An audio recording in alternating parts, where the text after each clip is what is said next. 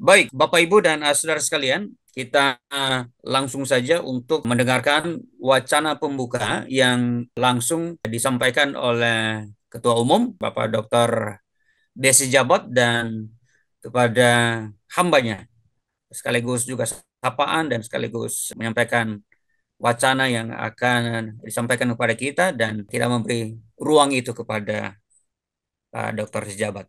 Silakan Pak. Terima kasih Pak Moderator yang juga berperan sebagai Wakil Sekretaris Umum di PASTI. Terima kasih untuk wacana pembuka. Selamat datang Bapak Ibu sekalian yang hadir pada pagi hari ini. Kita belajar bersama mengenai topik bagaimana kita mengembangkan spiritualitas. Tetapi sekaligus ada tantangan pada zaman digital ini. Dan sebagaimana tadi kita lihat ada 3 narasumber. Kalau saya hanya menjelaskan sedikit mengenai spiritualitas. Kita akan masuk pada pembicara yang membahas tentang bagaimana menyikapi era digital dari perspektif yang sangat erat hubungannya dengan keluarga. Jadi saya pikir ini penting sekali untuk kita amati dan dengarkan dari narasumber yang ketiga, Dr. Kezia Yemima SPD MTK, dosen di ST Gamaliel. Beliau menyelesaikan pendidikan S1 Universitas Kristen Satya Wacana, jurusan Bahasa dan Sastra Inggris. Kemudian menyelesaikan S2 di ST Gamaliel dan S3 di ST Bethel Indonesia, ya, Doktor Teologi. Yang menarik adalah pengalaman S1 untuk jurusan bahasa, tetapi pengalaman beliau di dunia ekonomi di tahun 2011. Jadi ini mungkin nanti ada informasi. Ini PT Delta, kemudian digital marketer, ada di situ Shopee, Tokopedia, Lazada. Jadi saya hanya lihat ada lebih banyak di dunia bisnis di awal di tahun 2011, 2012, 2019 terpilih sebagai seller terpilih di Tokopedia. Dan kemudian saya terpilih juga di Shopee tahun 2021. Lalu kemudian di 2016 dosen agama Kristen di Tegamaliel. Lalu di tahun 2000 sejak tahun 2011 sampai dengan sekarang pelayanan anak panggung boneka. Jadi ini pengalaman beliau dari tanggung jawab yang diemban dan menarik untuk biodata yang menyuguhkan satu pernyataan sikap dengan menyatakan saya seorang istri dan ibu dari 2 anak laki-laki dan merangkap sebagai tent maker. Ya, jadi saya pikir ini menarik ya sebuah pernyataan ini dan sehubungan dengan apa yang menjadi pembahasan yang akan disampaikan oleh beliau. Iya, iya. Jadi kita sambut Ibu Dr. Kezia Yemima. Silakan, Ibu. Terima kasih Pak. Ya, Shalom semuanya. Terima kasih Prof. Terima kasih Pak Sijabat untuk kesempatannya. Saya mewakili dari generasi Z ya Pak. Di sini saya akan bawakan sebuah topik tentang bagaimana tantangan spiritualitas terhadap keluarga di era digital. Tadi sudah banyak dibahas oleh Prof mengenai era digital. Nah, kali ini saya akan berikan sedikit video ya. Nah, kali ini saudara-saudara bisa melihat videonya terlebih dahulu.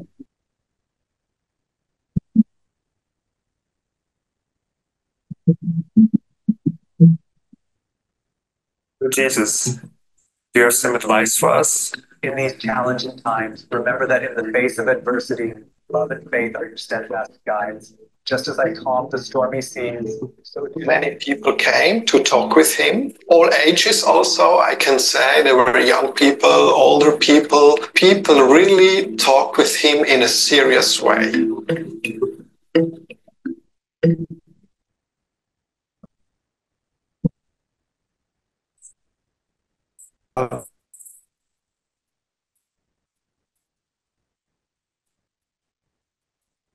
Topics like relationship, love, about God. How can I experience God? The situation in the world, the wars. so too can peace be found within your heart. amidst life's tempest, but kindness and compassion steer your course. Knowledge and wisdom ultimately help God. If used wisely, AI can indeed explore the wonders of creation without understanding scripture.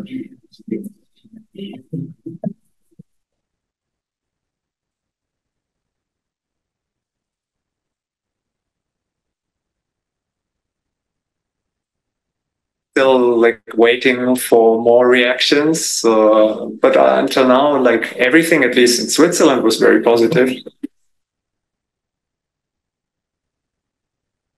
Nah, inilah yang menjadi sebuah tantangan bagi kita semua bahwa dengan era 5.0 tentunya kita bisa melihat. Nah, di sini kita bisa melihat ya tadi ada kemunculan Jesus AI yang mana diklaim bahwa avatar Yesus itu dia bisa menjawab semua pertanyaan yang diberikan oleh manusia.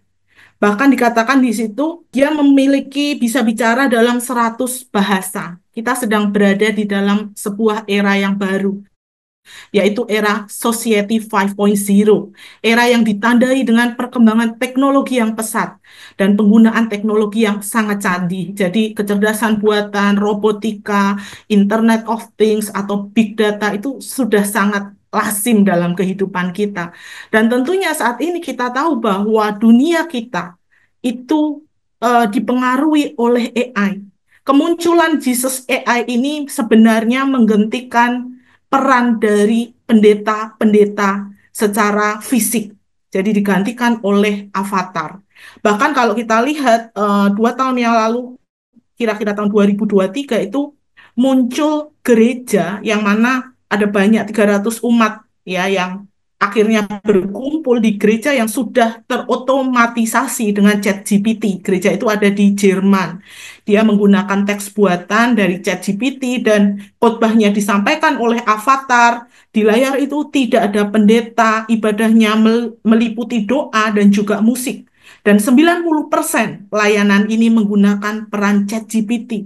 Hanya 2% yang membutuhkan peran manusia. Karena ChatGPT tidak dapat berfungsi sendiri. Kalau kita ngomongin robotika, ya anak saya mengikuti kursus robotik. Robotik itu harus tetap digerakkan oleh manusia. Tapi ketika kita ngomongin tentang era digital gitu, ada banyak sekali manfaat yang diberikan ya di era digital.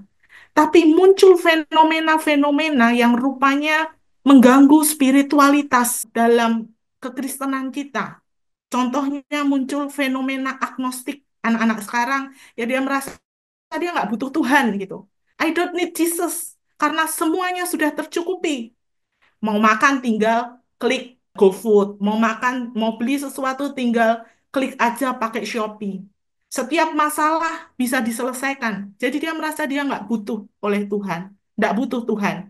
Nah, satu yang jadi fokus saya adalah ketika suatu hari anak saya mengatakan, seandainya Adam dan Hawa tidak jatuh di dalam dosa, tentunya kita semua tidak dihukum mah dalam kerajaan maut. Itu saya angkat untuk pertanyaan penelitian saya di disertasi saya. Sehingga saya waktu itu saya mengeluarkan sebuah metode gitu ya, hybrid learning, khususnya untuk mengajarkan keselamatan bagi anak-anak di generasi alfa.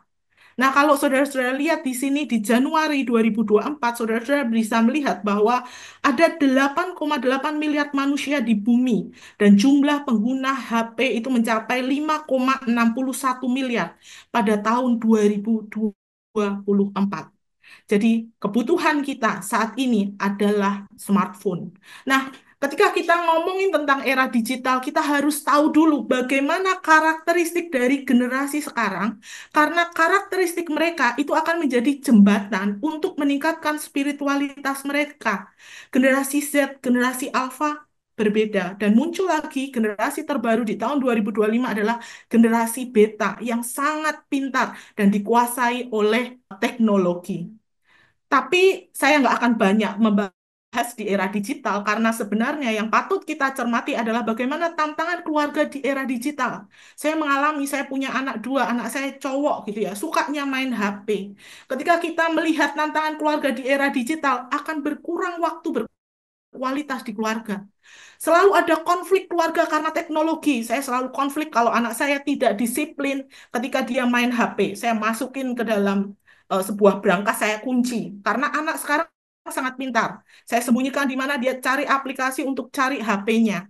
Dan ini menjadi sebuah konflik bagi orang tua di era digital, keluarga di era digital. Dan orang tua saat ini, mereka tidak berperan dalam kehidupan anak. Mereka hanya berlomba-lomba untuk mendapatkan nilai yang baik di sekolahnya. Tanpa mereka sadari, mereka kehilangan peran untuk spiritualitas bagi anak-anak mereka.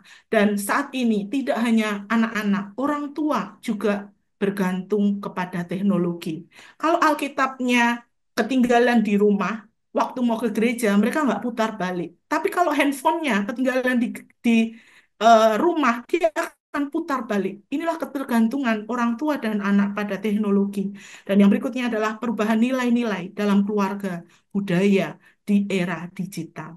Nah, karena tadi sudah dijelaskan banyak oleh Pak Sijabat ya mengenai spiritualitas, saya hanya menekankan sedikit bahwa spiritualitas itu adalah kita perlu bertumbuh jadi serupa dengan Yesus. Ada pertumbuhan rohani. Nah, saya membaca bukunya Pak Hit ya, di situ dikatakan spiritualitas itu adalah penginjilan dan pemuritan. Tidak hanya diinjili aja, tapi harus dimuridkan dan akan ada hasilnya, yaitu adalah sebuah pertumbuhan rohani. Rohani orangnya rohani, halnya rohani, karunianya rohani. Jadi ketika kita ngomong tentang pertumbuhan rohani di keluarga, itu harus mengharuskan adanya kehidupan rohani di dalam keluarga. Seseorang yang telah mengalami kelahiran baru, yang dapat mengalami pembentukan dan pertumbuhan rohani. Pertanyaan saya adalah, sudahkah orang tua dan anak memiliki spiritualitas yang berpusatkan kepada Kristus? Jadi saya membagi dua hal ya. Spiritualitas keluarga adalah spiritualitas orang tuanya dulu dan spiritualitas anaknya. Ya, kita perlu menyadari, jelas di Ulangan dikatakan bahwa orang tualah yang bertanggung jawab. Ya, dia harus berperan dalam spiritualitas anak-anaknya. Peran orang tua sangat penting dalam pertumbuhan iman dan kehidupan rohani anak-anak. Kalau orang tuanya nggak bertumbuh secara iman dan dia nggak aktif dalam kehidupan rohani anak-anak, jangan berharap anak-anak kita akan memiliki perkembangan spiritual dalam kehidupan rohaninya. Dan kita bisa melihat bahwa ada juga tantangan spiritualitas orang tua di era digital. Tantangannya adalah banyak orang tua yang belum percaya Yesus, bahkan mereka nggak mau tergabung dalam komunitas rohani, nggak mau tergabung dalam gereja, tidak mau tergabung dalam persekutuan. Dan orang tua mulai kehilangan perannya, dia nggak jadi teladan dalam kehidupan rohani. Orang tua tidak menerapkan pendidikan spiritual dalam keluarga. Dan ini berdampak mudahnya menerima ajaran yang tidak sesuai dengan firman Tuhan. Dan yang berikutnya adalah kegiatan dan disiplin rohani itu tidak jadi prioritas dalam keluarga. Kalau kita baca bukunya Pak Hit ya tentang keluarga Kristen, dikatakan bahwa harus ada disiplin paksa kepada anak-anak supaya mereka mengalami pertumbuhan dalam kerohaniannya. Ketika ada tantangan ini dan tidak ada solusinya, tidak akan ada pertumbuhan rohani di dalam keluarga. Dan apa dampaknya dalam spiritualitas ya? Yesus nggak akan jadi pusat dalam keluarga. Ketika Yesus nggak jadi pusat, kita nggak akan ada kasih di dalam keluarga. Ketika tidak ada kasih, keluarga akan kehilangan relasi dengan Tuhan. Ketika kehilangan relasi dengan Tuhan, dia akan kehilangan arah rohani. Dan ini rentan terhadap konflik antar keluarga. Jadi nggak usah heran kalau satu hari menikah, besoknya sudah cerai. Nggak usah heran kalau kita melihat ya, mendengar bahwa baru-baru ini ada seorang anak usia 10 tahun, dia bunuh bapaknya, dia bunuh neneknya. Ada konflik anak dengan orang tua. Konflik orang tua ambil HP-nya anak, anaknya marah, anaknya bisa bunuh orang tuanya, anaknya bisa melarikan diri karena Yesus nggak jadi pusat di dalam keluarga. Dan ada masalah keuangan, ada KDRT, pembunuhan, bunuh diri. Ini adalah dampak spiritualitas orang tua di era digital. Nah, kita perlu tahu bahwa mandat ilahinya Allah ya kepada orang tua. Orang tua harus perkenalkan Allah kepada anak-anak mereka. Ulangan 6 ayat 49. Dengarlah hai orang Israel, Tuhan itu Allah kita, Tuhan itu Esa. Kasihilah Tuhan Allahmu dengan segenap hatimu, dan dengan segenap jiwamu, dan dengan segenap kekuatanmu. Apa yang kuperintahkan kepadamu pada hari ini, haruslah engkau perhatikan. Haruslah apa yang dilakukan oleh orang tua, yaitu mengajarkannya berulang-ulang kepada anakmu. Membicarakannya apabila engkau duduk di rumahmu, apabila engkau sedang dalam perjalanan, apabila engkau berbaring, dan apabila engkau bangun. Jadi kalau kita melihat mandat ilahinya Allah pada orang tua, ya tugas orang tua yang berkaitan dengan mandat ilahi adalah ajarkan firman Tuhan kepada anak berulang-ulang. Ya, saya sharing sedikit. Saya latih anak saya dari bayi sampai sekarang. Kalau kamu tidak bangun dan ikut doa pagi, kamu nggak boleh doing anything yang berhubungan dengan smartphone. Dan kita harus ajarkan firman Tuhan itu kepada anak-anak berulang-ulang. Orang tua harus jadi pendamping. Anak-anak nggak bisa hanya baca aja. Khususnya anak-anak generasi alfa dan beta. Mereka kritis. Mereka banyak sekali pertanyaan yang berkaitan dengan kerohanian. Yang berikutnya adalah perlu jadi teladan iman bagi anak-anak. Bagaimana anaknya mau ke gereja kalau orang tuanya nggak ke gereja? Bagaimana anaknya mau melayani Tuhan kalau orang tuanya nggak melayani Tuhan? Yang berikutnya, orang tua harus punya integritas. Kedisiplinan rohani harus dilakukan di dalam keluarga. Ini adalah mandat ilahinya Allah kepada orang tua. Dan J. Reimer dia mengatakan orang tua berfungsi sebagai pendidik pertama yang memberikan pendidikan tentang perbuatan Tuhan yang besar. Dan di dalam tradisi Yahudi, keluarga dianggap sebagai pusat segala pendidikan dan pengajaran Kristen. Jadi kita nggak bisa serahkan tugas kita kepada guru sekolah minggu, kepada guru di sekolah, karena tanggung jawab pertama yang memperkenalkan Allah kepada anak-anak adalah orang tuanya. Dan ketika saya melihat ada tantangan, ada dampak, harus ada solusi. Ya, kemarin saya cari-cari apa ya solusinya. Saya nemukan spirit, tapi kok kurang kurang enak gitu ya. Akhirnya saya buat solusinya adalah pasti. Yang pertama adalah parents role model. Yang kedua adalah a time with God. Yang ketiga adalah stand firm in faith. Yang keempat adalah trust in God's guidance. Yang kelima adalah involve in church. Nah, kita bisa lihat di sini pasti ya solusinya adalah orang tua jadi teladan utama. Ulangan 6 jelas mengatakan a time with God. Ya, kita sebagai keluarga perlu waktu khusus. Saya punya jam malam di mana anak-anak no gadget time dan di situ kita meluangkan waktu untuk bersekutu bersama. Kita cerita tentang kebaikannya Tuhan. Kita berdoa bersama, kita baca Alkitab bersama. Inilah kedisiplinan rohani yang harus diberikan kepada anak-anak kita. Yang berikutnya adalah stand firm in fight, artinya teguh berdiri dalam iman mereka. Jadi tidak gampang goyah dan harus giat dalam pekerjaan Tuhan. Yang berikutnya trust in God's guidance. Tantangan selalu ada. Orang tua harus jadi teladan ketika dia hadapi tantangan, mempercayai bimbingan dari Tuhan. Inilah penggambaran dari spiritualitas keluarga di era digital. Yang berikutnya adalah spiritualitas keluarga berkaitan dengan anak. Kalau orang tuanya sudah, anaknya juga perlu dibimbing. Nah, yang berkaitan dengan anak adalah banyak anak yang belum menerima Roh Kristus. Yang kedua adalah pemuritan. Jadi banyak orang tua yang belum memuridkan anak-anak mereka sesuai ajaran Kristus.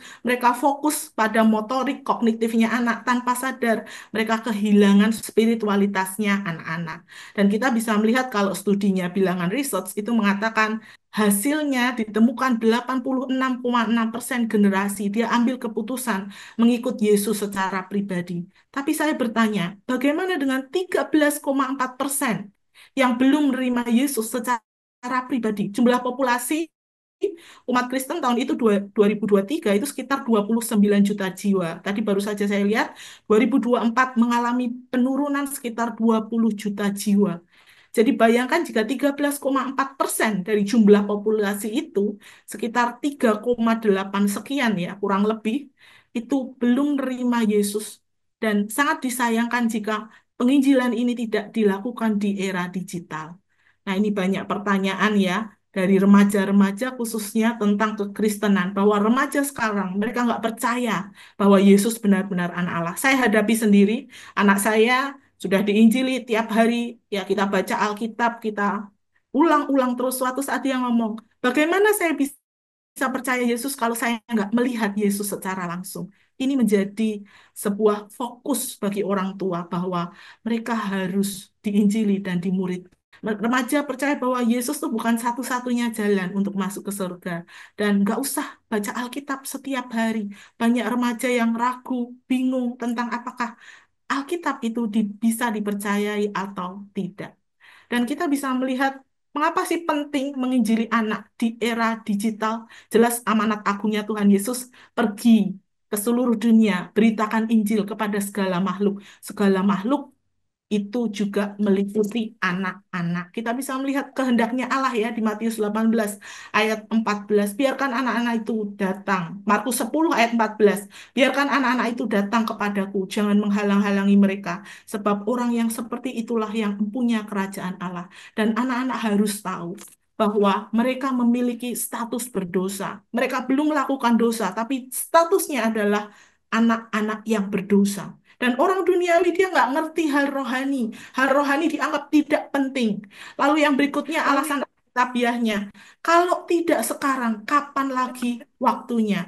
Alasan yang memperkuat adalah ketika mereka masih anak-anak, mereka bergantung kepada orang tuanya dalam menunjukkan jalan itu. Jadi orang tua adalah pendidik satu-satunya dalam kehidupan anak. Jelaskan keselamatan kepadanya. Jika sudah menerima Yesus secara pribadi pada masa kecilnya, seluruh hidupnya dapat berguna bagi kemuliaan Allah. Dan kita lihat karakteristiknya, mereka bergantung kepada teknologi. Gaya belajar anak sekarang, mereka learning for eksperimen dari pengalaman. Mereka prefer visual learning, mereka suka in group, jadi mereka suka bekerja sama. Mereka have short attention, mereka multitasking, mereka sangat berpendidikan. Dan kita bisa lihat kebutuhan rohani anak-anak di era digital adalah mereka perlu hidup kekal dalam Yesus. Harus ada pertumbuhan iman, karakter, membimbing anak berpusat kepada Kristus, menggunakan medianya teknologi. Nah, saya akan percepat di sini. Dampak anak yang sudah diselamatkan, karakter yang buruk itu akan diubahkan oleh Yesus ketika dia mengalami perjumpaan dengan Yesus, ketika dia mengalami kehadiran Roh Kristus yang membuat perubahan baru dalam diri anak-anak, dan muncullah karakter yang baik, kehidupan yang baru bersama Yesus jadi pusat kehidupan anak-anak dan berdampak dalam spiritualitasnya anak-anak. Jadi kalau anak-anak itu nggak suka baca Alkitab, kalian perlu cek, ya saudara-saudara perlu cek, apakah anak-anak ini sudah ada pertumbuhan dalam kerohaniannya atau belum. Ya, ikut persekutuan dan banyak karakter baik lainnya dari karakter yang buruk yang sudah diubahkan oleh Yesus. Dan kita bisa melihat harus dimuridkan, tidak berhenti dalam penginjilan aja. Anak-anak harus dimuridkan sesuai dengan ajarannya Kristus. Nah, kita bisa melihat Injili anak sedini mungkin, usia 3 sampai 4 tahun ketika anak-anak sudah menangkap apa maksud orang tuanya atau mereka bisa berbicara, itu adalah penginjilan yang paling baik dilakukan kepada anak-anak. Dan semakin mudah diselamatkan, semakin banyak waktu tersisa untuk pembentukan iman anak-anak. Jadi jika penginjilan sudah dilakukan, bina anak-anak itu untuk terus di dalam imannya. Dan saya bersyukur ya, mulai dari saya membuat disertasi sampai sekarang ini Tuhan buka jalan bagaimana saya punya tim di situ untuk melakukan penginjilan anak dengan metode yang disukai oleh anak-anak generasi alfa. Ya, jadi kita melakukan panggung boneka yang sudah dikemas dan dilakukan perangkat digital untuk membuat anak-anak itu tertarik kepada apa yang disampaikan oleh pembimbing ketika kita melakukan penginjilan. Jadi, pemuritan anak di keluarga, ya tujuan pemuritan anak, kita perlu tahu membuat anak bertumbuh dalam imannya mereka. Tujuannya perubahan yang diharapkan terjadi dalam diri seseorang. Materinya Alkitab dan metodenya disesuaikan kebutuhan anak di era digital. Selalu harus ada evaluasinya. Jadi, harus tercapai pembelajaran dalam pemuritan anak. Dan kita ketika kita ngomongin desain apa yang sesuai untuk menjawab tantangan spiritualitas anak di era digital, ya, beranjak dari semua tadi bagaimana cara belajarnya anak di era digital, metodenya seperti apa, bagaimana peran orang tua. Ya, saya menemukan ada namanya teknologi kreatif kontekstual. Dasarnya harus dari firman Tuhan. Yesus harus jadi pusat pendidikannya. Ada sebuah kebutuhan bagi anak-anak itu untuk punya hidup yang kekal, untuk punya relasi dengan Allah melalui Yesus Kristus. Dan inilah ya metode atau solusi untuk menjawab tantangan yang ada di era digital. Smartphone bukan hal yang menakutkan, tapi smartphone bisa menjadi media bagi orang tua, bagi guru sekolah minggu, untuk melakukan penginjilan, untuk melakukan pemuritan bagi anak-anak. Jadi, TCC gitu ya, saya mengatakannya, teknologi adalah mengintegrasikan teknologi digital sebagai alat untuk mengajarkan nilai-nilai Kristiani. Kreatif ya, pendekatannya harus kreatif dalam menyampaikan pesan Alkitab. Dan berikutnya adalah kontekstual. Kaitkan firman Tuhan dengan konteks kehidupan sehari-hari anak di dunia digital. Nah, langkah-langkahnya ada beberapa langkah, mungkin akan saya skip ya di sini. Dan pendekatannya adalah orang tua yang berperan dan bertanggung jawab atas spiritualitas anak. Jadikan Yesus sebagai pusat keluarga. Alkitab adalah kebenaran yang mutlak, teknologi sebagai alat bantu untuk pengembangan spiritualitas. Dan kali ini saya sudah menyiapkan sebuah video yang nanti saudara-saudara bisa ambil di TikTok berkaitan dengan penginjilan anak ya. Adik, namaku Mario. Aku punya 5 hati. Ada warna kuning, ya. Lalu ada warna hitam. Warnanya apalagi adik-adik? Warna merah. Dan ada juga warna putih. Lalu warna hijau. Warna kuning menjelaskan. Warna kuning melambangkan kerajaan surga. Hati yang sangat indah, di mana tidak ada air mata. Tidak ada kesedihan adik-adik, tidak ada sakit penyakit. Dan di surga adalah tempat Allah tinggal. Nah adik-adik, siapa dari adik-adik semua yang mau masuk di dalam kerajaan surga?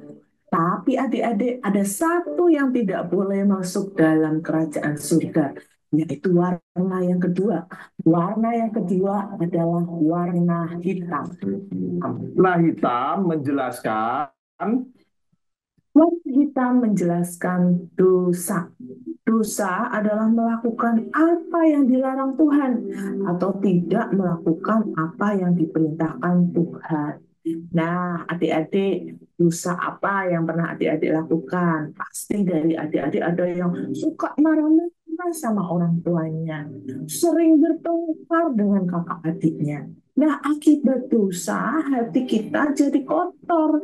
Hati yang kotor tidak dapat masuk ke dalam surga.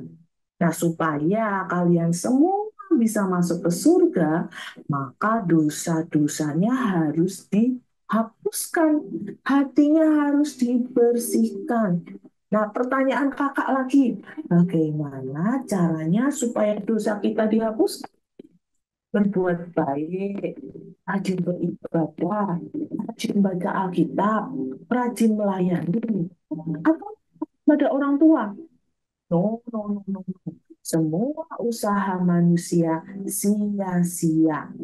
Nah, yang dapat menolong kakak dan adik-adik adalah Yesus. Warna berikutnya adalah warna merah. Warna merah menjelaskan. Nah, adik-adik, warna merah ini adalah tentang Allah yang menjadi manusia. Dan Allah yang menjadi manusia itu diberi nama Yesus. Nah, dia adalah firman yang menjadi manusia, yang menciptakan langit dan bumi, seluruh isinya, termasuk kakak dan adik-adik. Dia menciptakan surga. Yesus adalah manusia yang tidak berdosa. Dia disalibkan untuk menebus dosa manusia. Yesus mati dan menyerahkan nyawanya, dikuburkan. Untuk apa adik-adik? untuk memikul semua dosa manusia.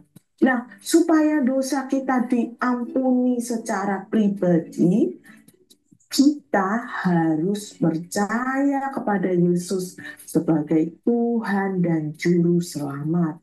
Nah, pertanyaan kakak, maukah adik-adik menerima dan percaya kepada Yesus yang sudah disalibkan untuk memikul dosa kita semua?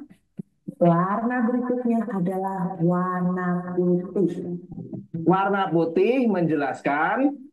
Nah, adik-adik, warna putih melambangkan hati yang bersih, hati yang dosanya sudah dihapuskan oleh Tuhan Yesus. Ketika adik-adik sudah menerima Yesus sebagai Tuhan dan Juru Selamat, hati yang kotor, hati yang hitam dibersihkan dari dosa, hatinya adik-adik menjadi putih. Warna putih juga melambangkan akan pengampunan dosa dan kehidupan baru di dalam Yesus. Lalu warna hijau menjelaskan. Warna hijau melambangkan pertumbuhan adik-adik di dalam iman. Nah, setelah adik-adik menerima Yesus, kita harus bertumbuh. Kita harus bertumbuh dalam iman kita melalui doa, membaca Alkitab, mengikuti persekutuan, dan juga melayani. Di 2 Petrus 3 ayat 18 mengatakan, bertumbuhlah dalam kasih karunia dan dalam pengenalan Tuhan. Bang, adik-adik, maukah menerima Yesus sebagai Tuhan dan Juru Selamat? Adik-adik mau Tuhan Yesus akan mengampuni adik-adik dan hatimu akan menjadi putih, bersih. Nah, sekian tadi bagaimana saya memberikan sebuah solusi dalam menghadapi tantangan spiritualitas di era digital. Jadi nggak usah takut dengan teknologinya, tapi teknologi menjadi sebuah perangkat atau jembatan bagi kita untuk ya menginjili anak-anak dan juga memuridkan anak-anak. Terima kasih, Tuhan Yesus memberkati.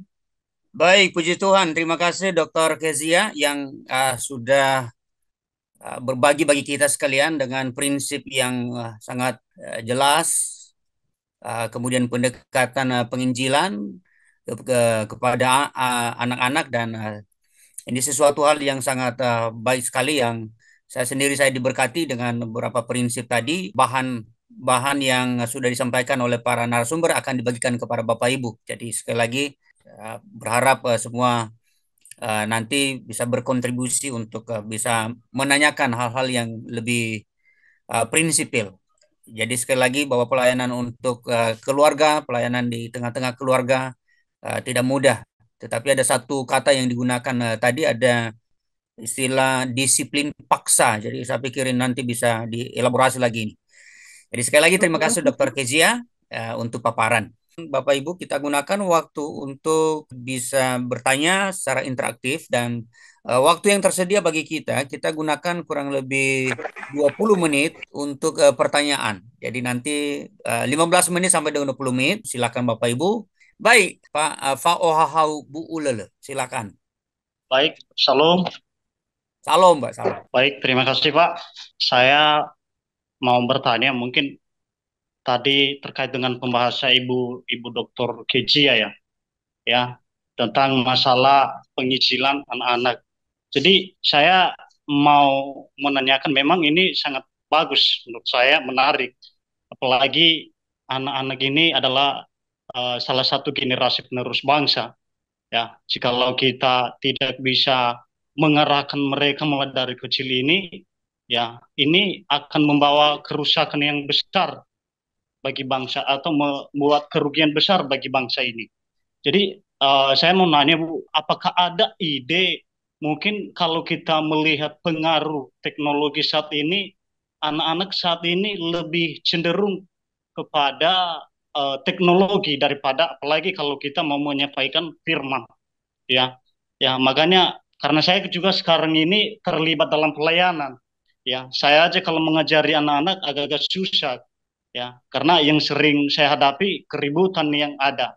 Makanya saya mau nanya apakah ada ide atau gagasan bagaimana supaya anak-anak itu lebih fokus mereka mendengarkan firman itu, ya, apalagi kalau kita mengatakan menginjil, ada niat untuk menginjil mereka, ya, bagaimana mungkin kita menginjil mereka kalau kita masih belum bisa mengatasi hal-hal yang contohnya lah, agar konsentrasi mereka fokus ketika kita membicarakan sesuatu hal kepada mereka, ya.